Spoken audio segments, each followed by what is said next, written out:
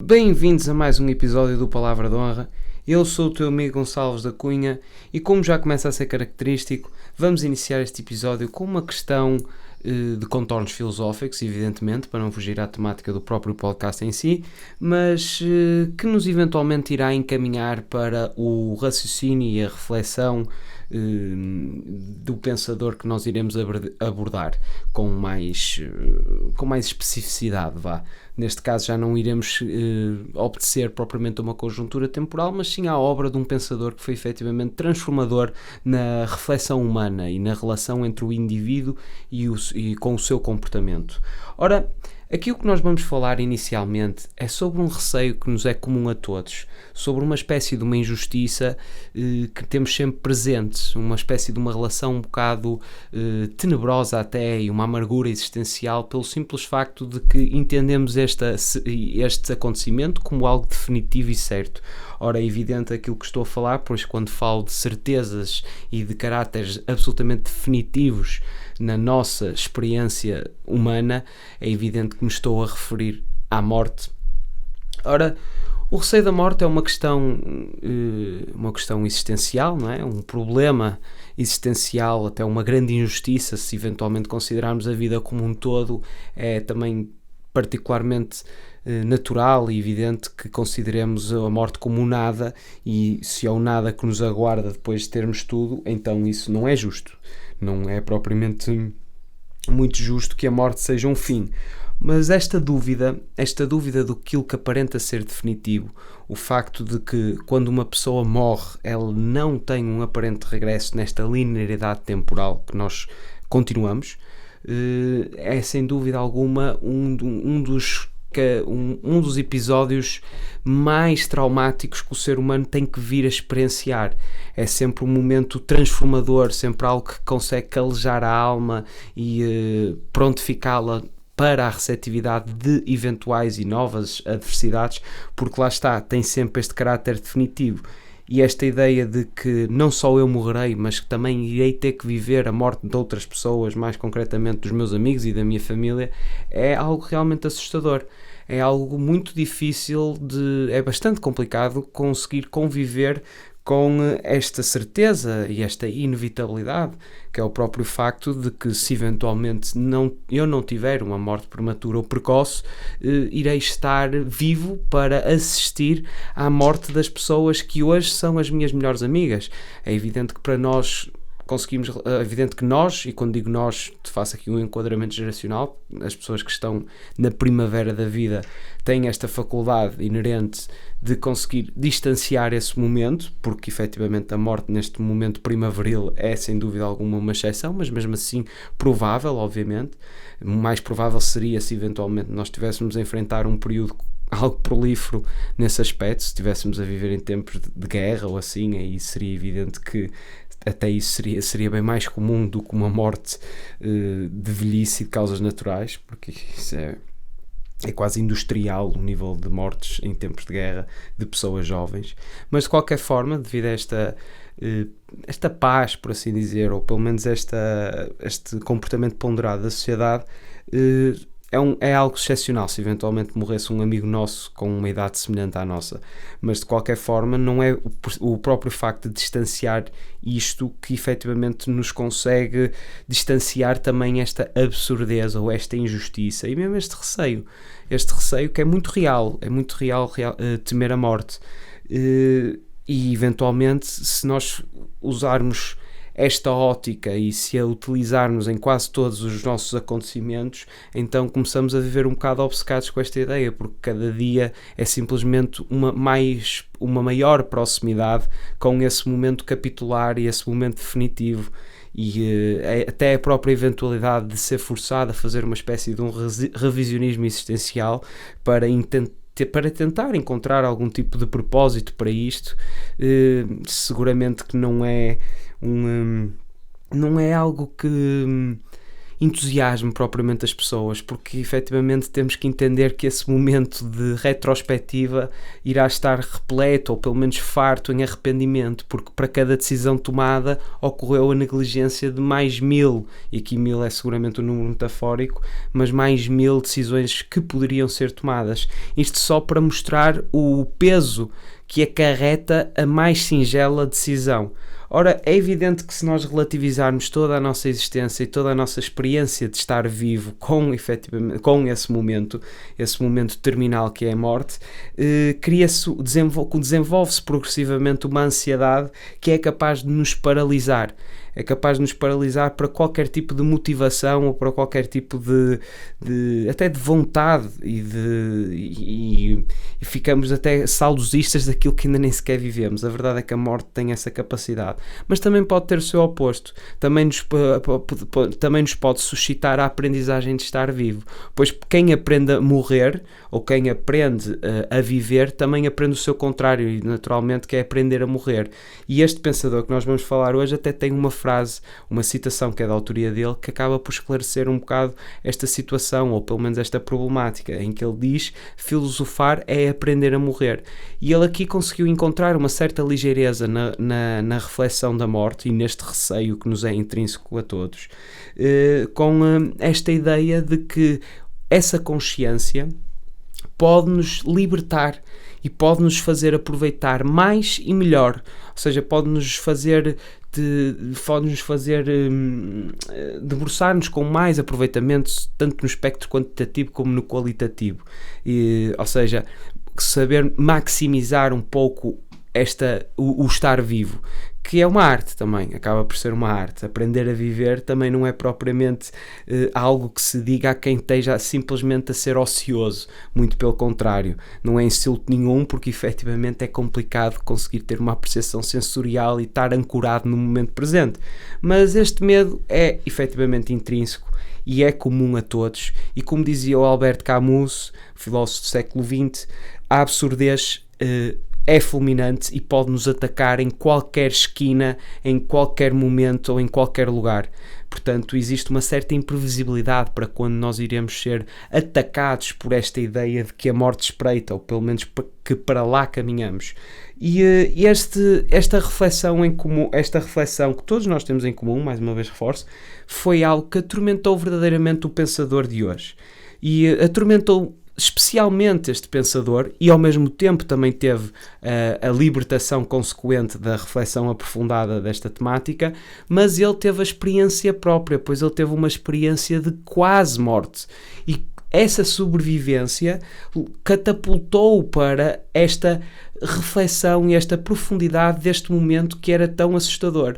E nós já vamos verificar o quão essencial foi para ele ter enfrentado uma quase morte, ter ultrapassado esta experiência onde se aproximou mesmo do final e regressou, porque essa proximidade levou-o a relativizar muita coisa e levou-o até a refletir sobre a própria experiência que ele teve e como é que ele se sentiu nesse momento, porque o que ele dizia é: eu não me lembro de nada, vamos já falar mais concretamente do acidente que ele teve, que quase propiciou essa morte, o fim dele, não é?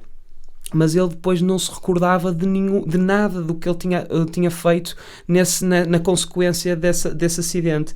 As pessoas diziam: olha, tiveste a vomitar sangue, tiveste aqui com umas tonturas, uns suores, e ele não se recordava de praticamente nada desses efeitos físicos que lhe estavam a ser recordados.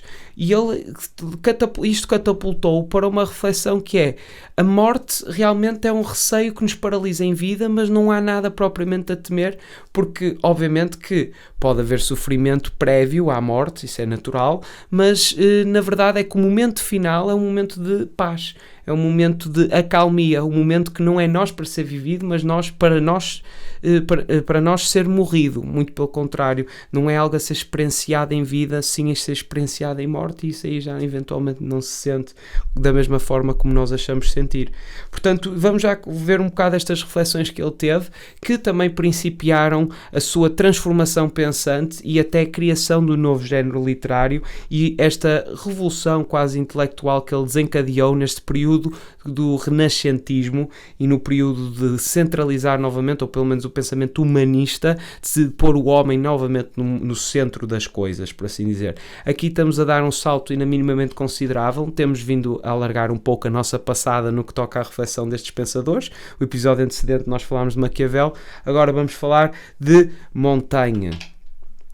Montaigne, o pensador francês mais conhecido, não tão necessariamente pelo seu ceticismo, pelos contributos que ele trouxe na reflexão filosófica, apesar dos seus contributos ser mais no caráter inquisitivo do que propriamente no caráter responsivo, ou seja, este é um daqueles filósofos que fica notoriamente conhecido por trazer perguntas e não necessariamente respostas, mas Montaigne ficou popularizado precisamente pelo desenvolvimento ou a criação desta nova tecnologia narrativa que é os ensaios.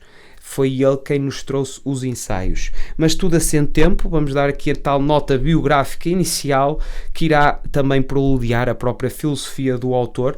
Portanto, Montaigne nasce no Castelo de Montaigne. Surpresa, não é? Mas daí é que vem o nome dele, ou pelo menos a forma como ele ficou conhecido para o resto da humanidade. E ele é um filho de uma família rica e ele pertence à nobreza. Mas apesar de ter este nascimento, ele foi criado por uma ama de leite, volto a realçar porque não sei se percebeu bem, numa casa de camponeses, de uma aldeia vizinha, e só regressou a esta família abastada com 3 anos de idade. Portanto, o primeiro contacto que ele tem, ou pelo menos a primeira experiência, e se calhar até a primeira experiência maternal, isto seguramente pode ser relevante em termos psicanalíticos, se bem que nós não vamos ter tempo sequer para poder aprofundar esta análise psicológica, vamos ser muito mais sucintos e estabelecer relações de causa e efeito mais com os acidentes que ele teve e a vida atribulada e as privações que a vida lhe deu. E aproveito para ressalvar e colocar isto em parênteses que nós fazemos aqui sempre, oferecemos aqui um pouco caricaturas destes pensadores, como é evidente, porque nós estamos a falar com demasiada, exagerada brevidade sobre as vidas absolutamente marcantes e repletas de muitos destes pensadores e destes autores. Eu recordo que um episódio de 40 minutos falamos sobre a vida de um autor todo, e isto... E eu tenho 27 anos agora, estão a entender? É só para verem a relatividade que a posterioridade dá e oferece a uma vida de 60, 70 anos dos autores antecedentes. Mas para isso também aqui existem teses de mestrado e pessoal a debruçar-se e a esfregar as mãos e a trabalhar estas biografias e estes registros biográficos, portanto deixamos para eles. Era como dizia a pessoa, se quiserem escrever a minha biografia, saibam a data do meu nascimento e a data do meu óbito, o que está no meio a mim me pertence. Acho que era qualquer coisa deste género. Aqui também é semelhante, aqui somos significativamente mais simplórios na tentativa de justificar o caráter destes pensadores. Portanto, de todo não quero dizer que isto é uma fase preponderante, o facto de ele ter passado os primeiros 3 anos na casa de camponeses de uma aldeia vizinha, mas que tem algum interesse porque não a primeira experiência de vida, por assim dizer, apesar de ele ser de uma família abastada, é precisamente na base piramidal, na base das classes. Portanto, ele acabou por conviver inicialmente, ter um gostinho do que é ser pobre, um pouco à semelhança de quase todos os filmes da Disney, em que o protagonista visita um pouco essas condições e depois está predestinado, ou é um deus, ou é um príncipe, e não sei o quê. Ou o mesmo acontece com o protagonista fêmea, não é? O protagonista feminino. É impressionante como os filmes da Disney são quase de uma moralidade invertida. Mas lá está, a sua mãe, é importante também dizer isto aqui foram algumas coisas que eu colecionei na pesquisa para este episódio e achei particularmente interessante porque a sua mãe descendia de judeus portugueses e a presença portuguesa acaba por se voltar a repetir mais posteriormente no seu percurso académico, onde ele é educado por um professor português, que também achei bastante interessante a apontar aqui. Ora, o seu pai, não é, como também era nobre e rico, obviamente que lhe deu um tutor alemão e este tutor caprichosamente só falava alemão, não é? Aliás, era um tutor alemão que só falava latim, assim é que é. E logo, por isto, o latim era quase uma língua materna de Montaigne.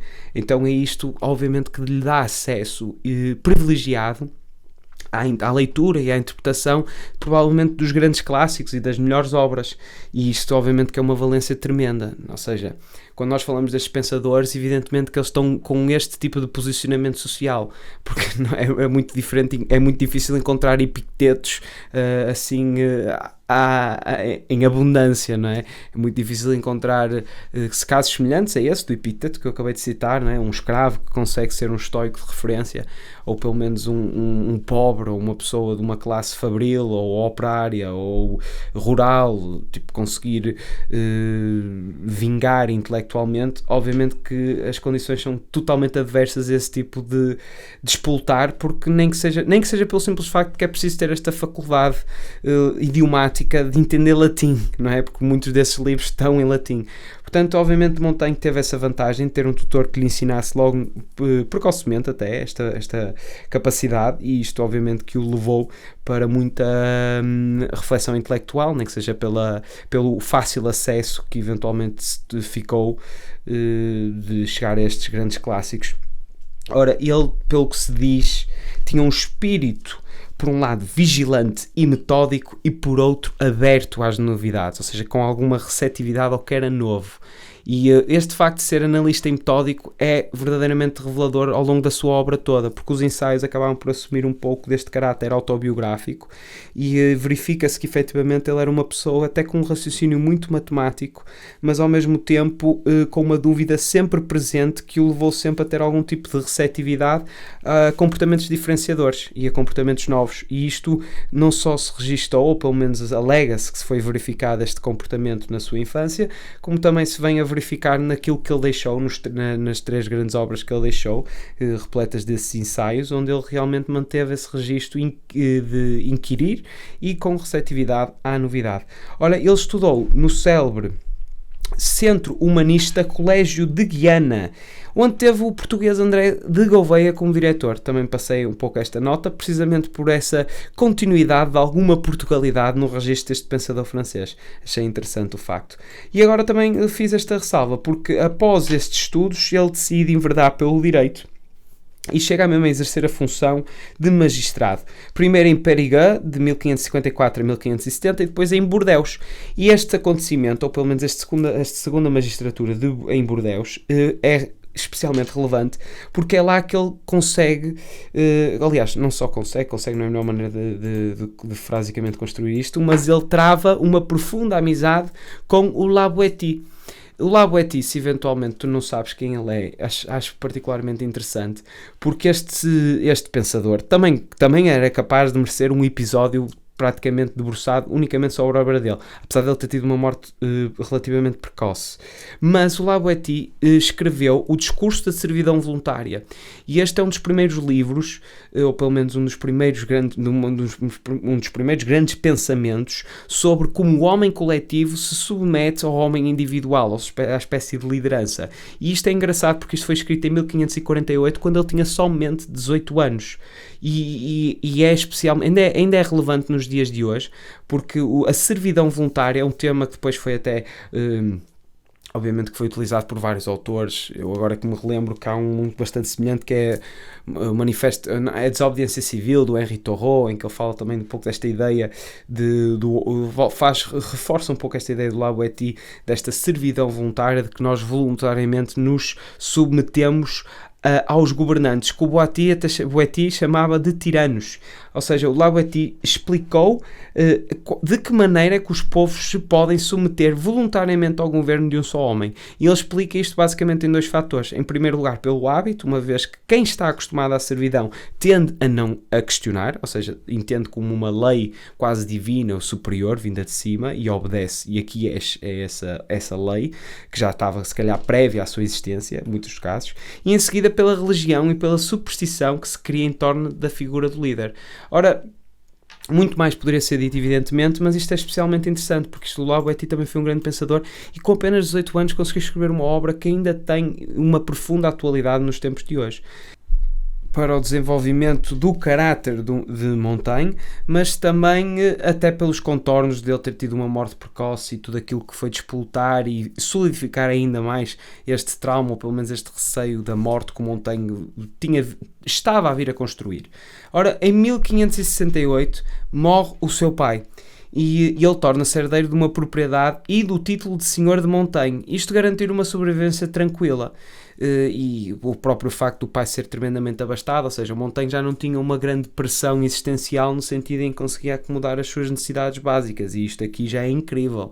Se uma pessoa não tem que se preocupar como é que o que tem de comer e como sobreviver, é suficientemente engrandecedor e oportuno para nos debruçarmos com mais competência na reflexão intelectual. Portanto, é evidente que, tendo esta parte devidamente esclarecida, toda a vida de Montaigne podia ter esta premissa, não é? Ou pelo menos esta grande força gravitacional que era uma vida de intelectualidade e de reflexão existencial. Ora, em 1570 ele vendeu o seu cargo e em 1571 retirou-se para a sua propriedade para escrever as suas reflexões num dos séculos mais conturbados da França, onde tinha uma espécie de um ambiente político e religioso bastante fervorante e de enormes rivalidades, muitas vezes até com contornos bélicos entre protestantes e católicos, e esta súbita mudança, ou esta mudança de ambiente e de clima, deve-se precisamente àquilo que tínhamos falado no início do episódio, que foi o seu acidente, onde ele foi derrubado de um cavalo. Foi este o acidente que eu tinha falado anteriormente. Ora, este acidente ocorreu em 1569 ou em 1570, não se consegue precisar muito bem, mas a verdade é que ele caiu do cavalo e ficou entre a vida e a morte, e acho que a responsabilidade do acidente nem sequer foi dele. Era muito semelhante a um incidente, por exemplo, um acidente de carro, um acidente rodoviário em que o outro carro colide com o nosso, e nós não temos propriamente grande responsabilidade no acidente, no entanto, ficamos entre a vida e a morte devido a uma circunstância terceira. Pois eu acho que isto foi o que caracterizou a situação, mas é absolutamente irrelevante porque realmente ele ficou neste limbo, e esta particularidade dele não se lembrar de todas estas consequências que o seu físico acabou por manifestar, nomeadamente o vomitar sangue, as tonturas, os suores frios, as ansiedades, tudo isto proporcionado durante esse desmaio que ainda durou algum tempo, e ele não se ter recordado sobre isto, mas este próprio confronto com a fragilidade da vida, por assim dizer, foi isto que o levou a uma espécie de epifania intelectual e o levou a realmente focar-se nessa reflexão filosófica e esse receio pela morte, não é? Também o levou a começar a ler os filósofos clássicos. E é importante preambular também que não só este acidente também está profundamente marcado pela perda do irmão, pela perda do pai, como nós já dissemos, e do seu grande amigo Laboetti, que nós também falámos anteriormente. Ou seja, este convívio quase constante com a morte, no que toca ao ente próximo, junto deste acidente quase fatal, levou Montaigne a uma espécie de um processo transformador na sua reflexão intelectual e levou-o a investir devidamente neste intuito de aprofundar, de perceber os sentidos, de perceber os propósitos. Foi precisamente isto que está na fonte de toda a sua motivação. E é com esta motivação, vinda desta experiência e vindo também do constante convívio com a morte de quem lhe era próximo e íntimo, que o levou a um novo tipo uma nova tipologia de obra, nomeadamente os ensaios, ou essai em francês. Não sei se o sotaque está propriamente correto, mas este é o título da obra de Michel de Montaigne. Isto é o título que lhe foi dado, e tendo em conta que ele viveu entre 1533 e só faleceu em 1592. Portanto, vejam onde é que está esta inovação literária, ou pelo menos de narrativa, de pensamento, de filosofia, remonta precisamente a este século XVI. E ele publicou pela primeira vez em 1580, daí sendo considerado então o pioneiro deste género literário, que ficou comumente designado por ensaio. Ora, Montaigne não tinha a intenção de inaugurar um género literário quando escreve os seus ensaios, e nem o objetivo direto de escrever uma série de 3 livros, que foi isso que totalizou ao longo da sua vida. Ele não fazia uma ideia sequer de que, a princípio, a estrutura da sua obra seria um fator de grande interesse a tudo que seria leitor, e não exatamente o seu conteúdo. Ou seja, as pessoas focaram-se mais na forma do que propriamente o conteúdo, pois o conteúdo consiste em relatos de experiências da sua vida, e, no geral, diversos temas ou assuntos são expostos sem uma ordem aparente. Ora, relativamente ao conteúdo, ele debruça-se sobre medicina, sobre livros, sobre assuntos domésticos, sobre doença, morte, dor, sabedoria, solidão, filosofia, virtude.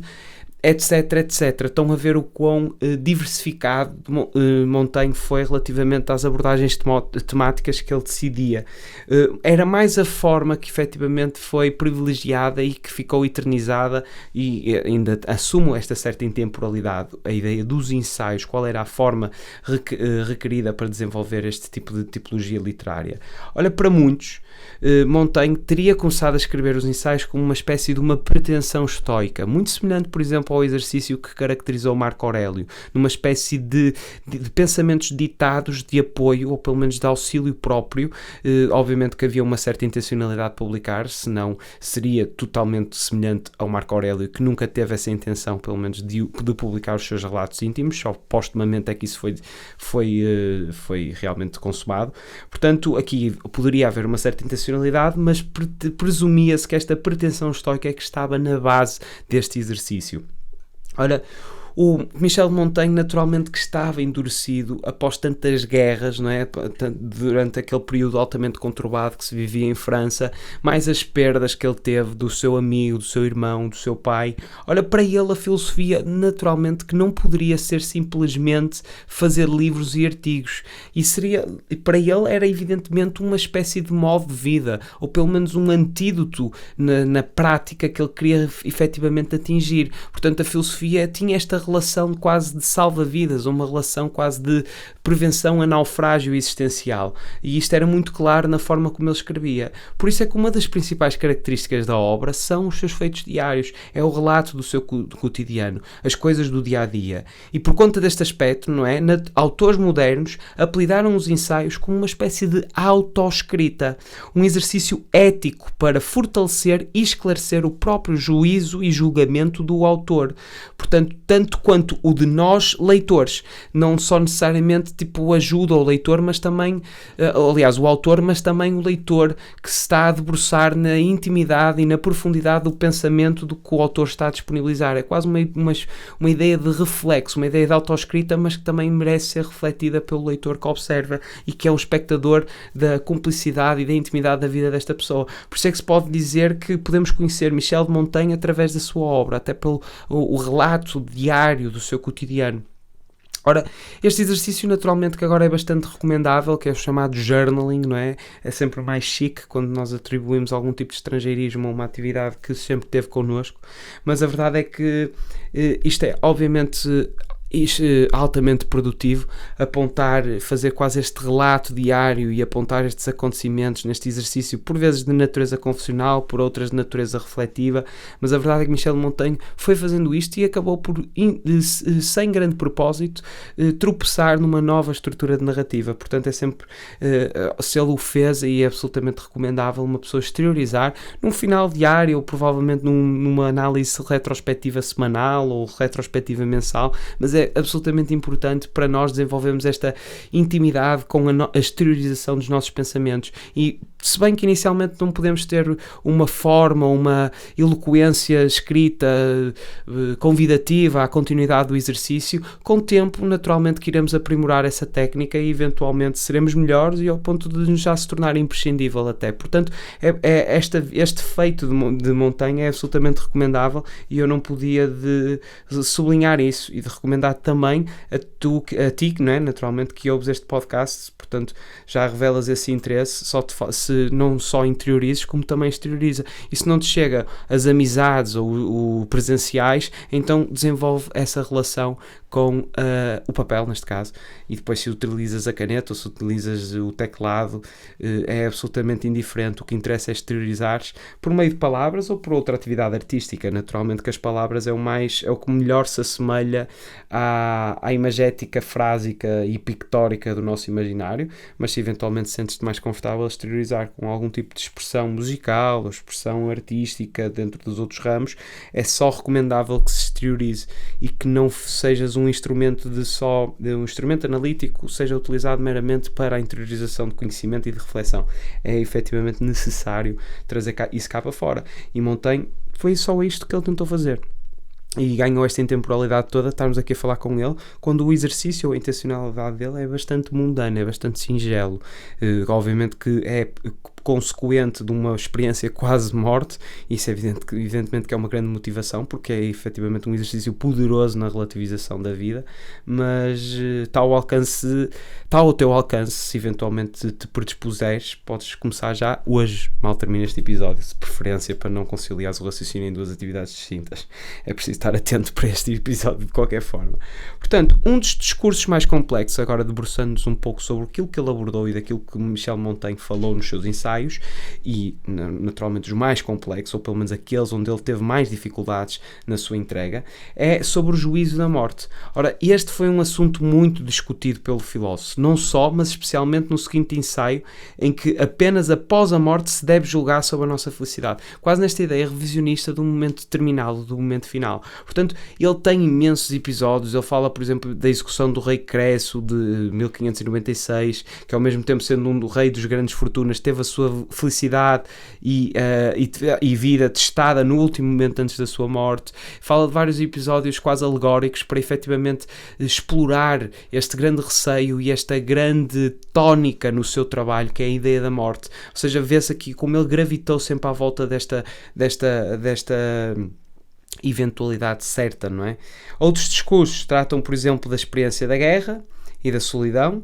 Sobre a solidão, por exemplo, encontra-se um fragmento da obra Odes de Horácio, que é: porque ir em busca de terras aquecidas por um outro sol, quem ao sair da pátria foge também de si mesmo. Isto é quase uma citação retirada realmente desta obra. Portanto, o que nós vemos relativamente aos ensaios é quase esta análise que ele muitas vezes faz de obras que leu e introduz o seu próprio pensamento, ou pelo menos os próprios parágrafos que ele acabou por formular na sua mente. Portanto, existe aqui esta basicamente a estrutura, e é por isso que se torna tão agradável e tão apelativo, porque é mesmo o mais próximo de ver o pensamento de um grande pensador, neste caso, mas o pensamento de um homem, e é por isso que o ensaio ficou tão popular nesse aspecto, porque nós conseguimos verificar esta estrutura, ou pelo menos esta eloquência pensante. Evidentemente que ele deveria ser mais frenético e caótico no seu pensamento, mas da forma como está exteriorizado fica devidamente embelezado e capaz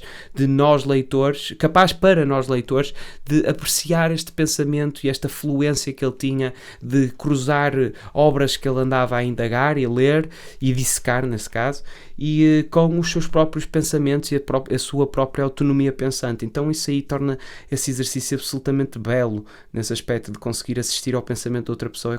É uma inveja muito grande de todos nós, acho que é praticamente intrínseco, de conseguir almejar ou pelo menos enxergar a percepção do outro, e neste aspecto Montaigne foi exímio a trabalhar essa percepção, ou pelo menos essa falsa capacidade de percepcionar aquilo que eu estava a pensar. Portanto, ele argumenta, não é, Montaigne, através desta própria ideia da solidão, que só se pode procurar refúgio fora, não é somente pela procura de refúgio fora da multidão que se tornaria suficiente, não é? Portanto, seria necessário sequestrar-se e recuperar-se a si próprio.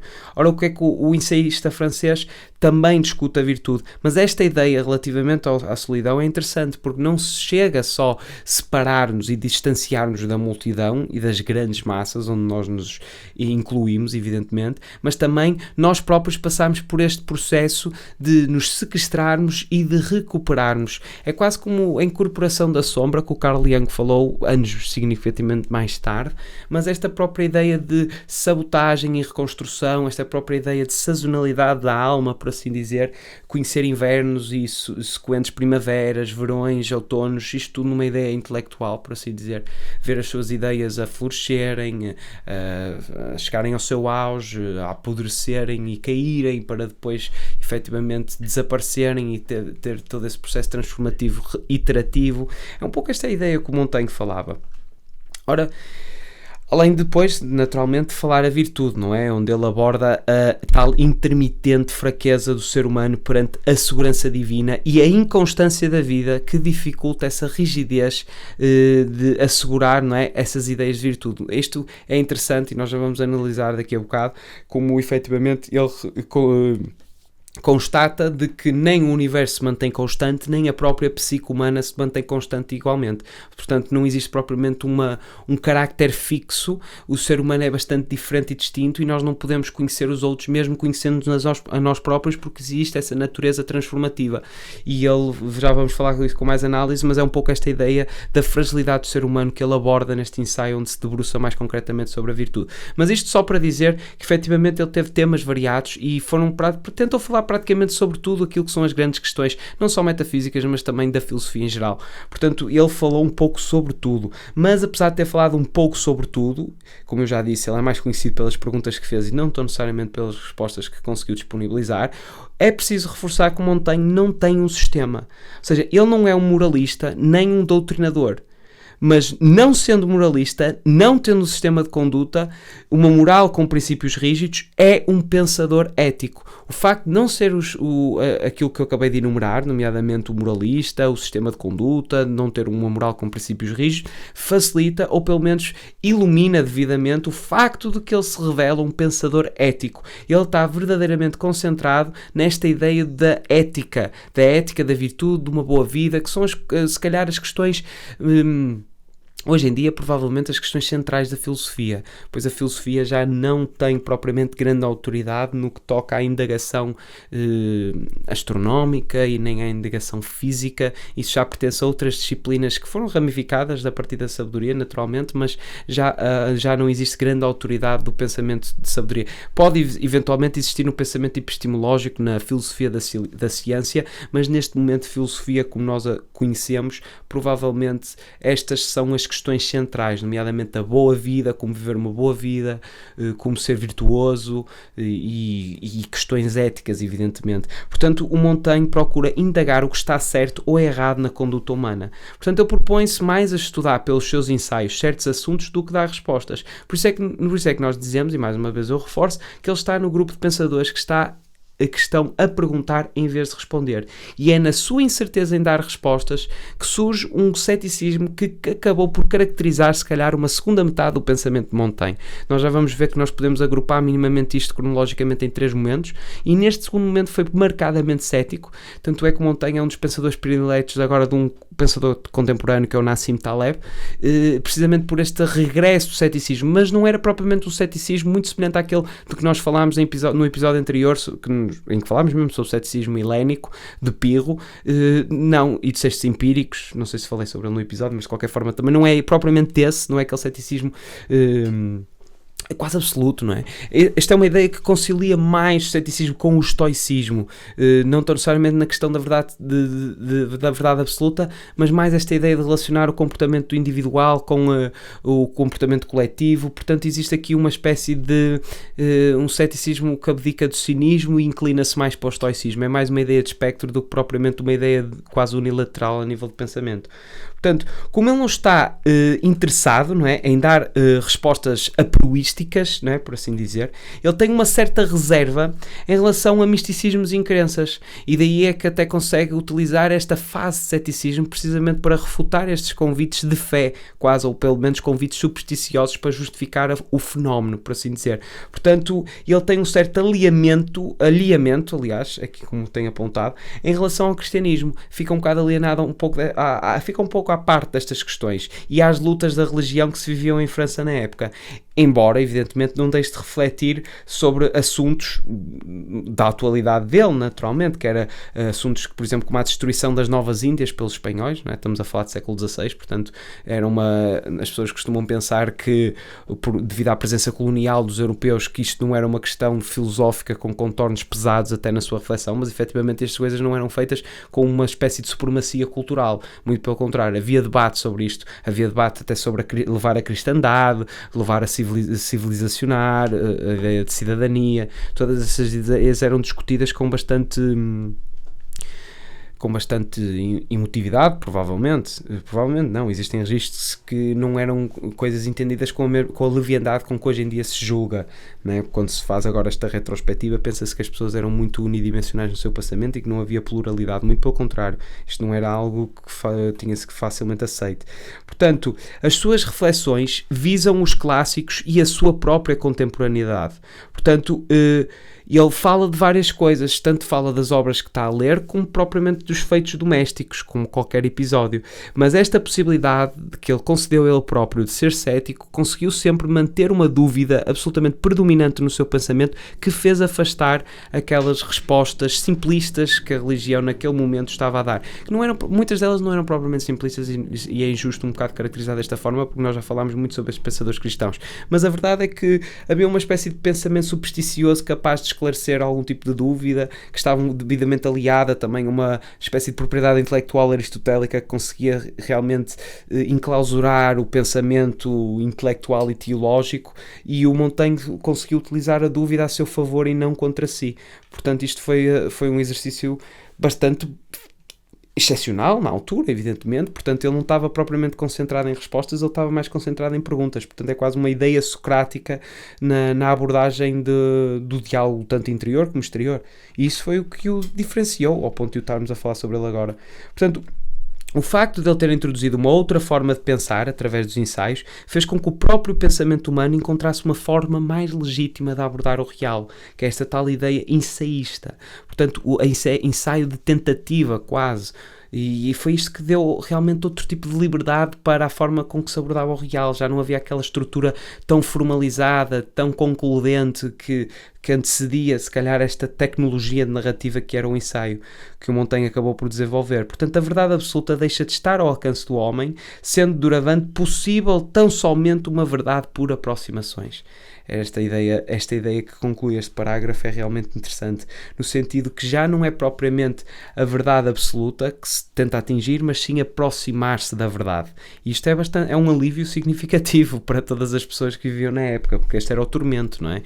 De chegar à verdade absoluta, mas compreender que cognitivamente era impossível, porque era a tal ideia de Deus, e nós somos a réplica das ideias, esta ideia platónica mais uma vez a minar um pouco o pensamento, e quando uma pessoa dá por ela já está desmotivado de encontrar isto e abdica, consegue fazer perfeitamente um outsourcing do pensamento para tudo aquilo que já foi desenvolvido antes dele, não é?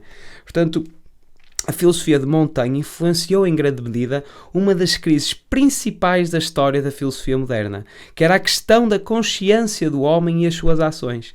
Isto era a verdadeira questão, que ainda se mantém como algo derradeira, não é? A ideia da consciência do homem e as suas ações. Portanto, a sua obra, não é? Os ensaios, desafia a crença no eu sólido e substancial para infantizar a inconsistência natural do homem. E assim traz uma mudança da valorização da profundeza do homem para a sua superficialidade.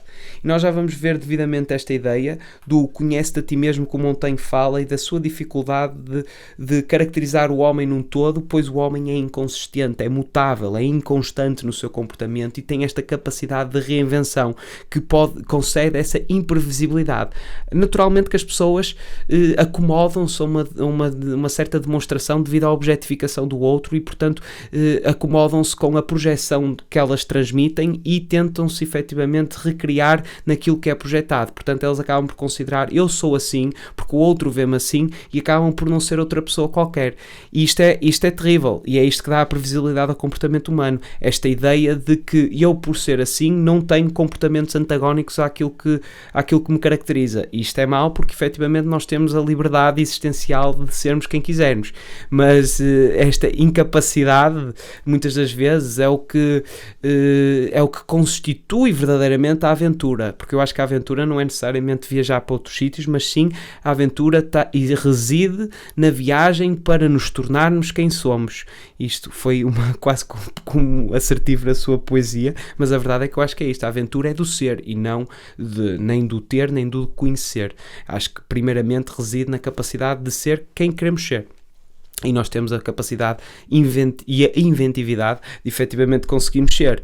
Portanto, quando o Montaigne diz o conhece-te a ti mesmo, ele não pode nos dar uma resposta sobre a essência do homem, porque quando alguém se conhece a si mesmo, ele não está conhecendo a singularidade, aliás, ele está a conhecer a singularidade e não a totalidade do homem. Ou seja, conhecer a nós mesmos não é a garantia de conhecer os outros, porque para melhor nos conhecermos, podemos refletir sobre a experiência dos outros e nos vermos refletidos nelas, mas isso não significa que conhecemos os outros, pois somos todos claramente diferentes. E é esta tal ideia que depois eventualmente irá desaguar à conclusão de que Montaigne acaba por disponibilizar, que é esta ideia de que só existe verdade num fenómeno particular. Tu só te podes conhecer a ti próprio, tu não podes ousar julgar, conhecer o outro, porque somos todos fundamentalmente diferentes na forma como experienciamos a vida, nem que seja pela percepção e pelo conjunto percepcional que forma a realidade de cada um. Portanto, ele aqui está a falar precisamente da inconsistência do ser humano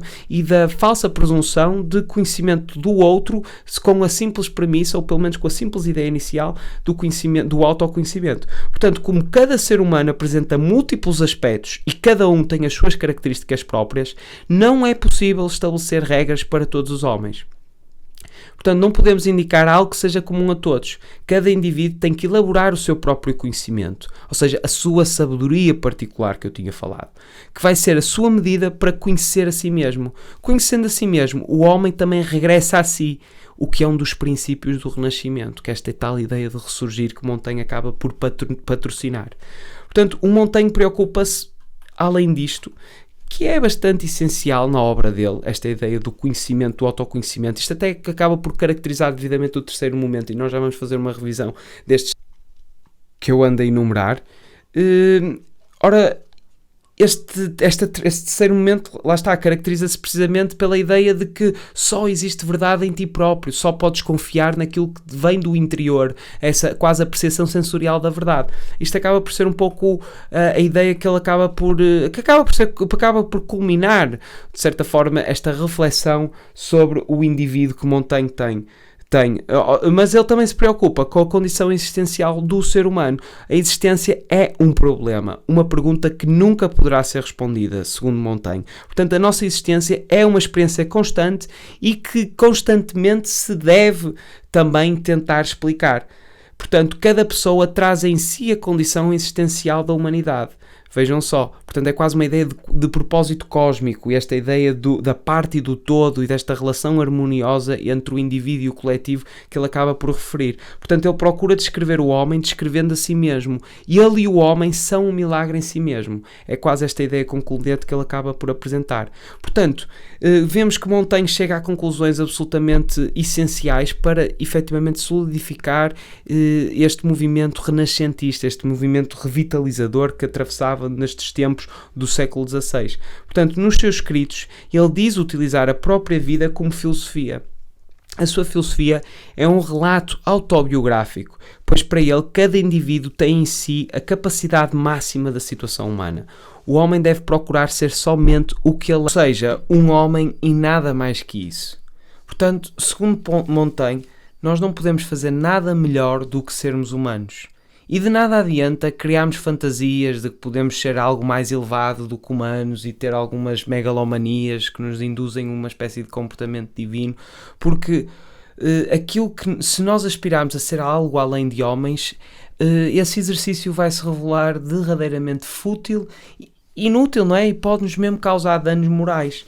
Portanto, isto é se calhar a tarefa hercúlea do ser humano, que é efetivamente ser humano. Essa é que é a verdadeira tarefa, a verdadeira aventura existencial, por assim dizer. E daí já vai exigir um forte entendimento relativamente ao que é ser humano. Portanto, Montaigne afirma ainda que a morte faz parte da nossa condição de humanos. Portanto, nós somos uma espécie de mescla, por assim dizer, de vida e de morte, e que ambas se confundem em nós. Portanto, aprender a viver para Montaigne é aprender a morrer. Portanto, quando nós assumimos essa nossa condição mortal, tendemos a estimar mais a vida que temos. Portanto, a morte faz-nos desejar viver melhor e viver mais, evidentemente, com mais intensidade. Portanto, regressamos de certa forma ao ponto inicial, que era a ideia libertadora relativamente à reflexão da morte. Portanto, como existe muito esta ideia de que a morte pode nos estimular a vida, e o facto de nós termos em nós a morte e a vida é uma espécie quase de binário humano, não é? Sendo zeros e uns a simbolizar o tudo e o nada, e o tudo e o nada a simbolizar a morte e a vida, porque assim é que a entendemos enquanto humanos, no sentido em que a nossa universalidade inicia-se connosco e termina connosco também. Portanto, logo por aí já existe essa possibilidade de libertação quase.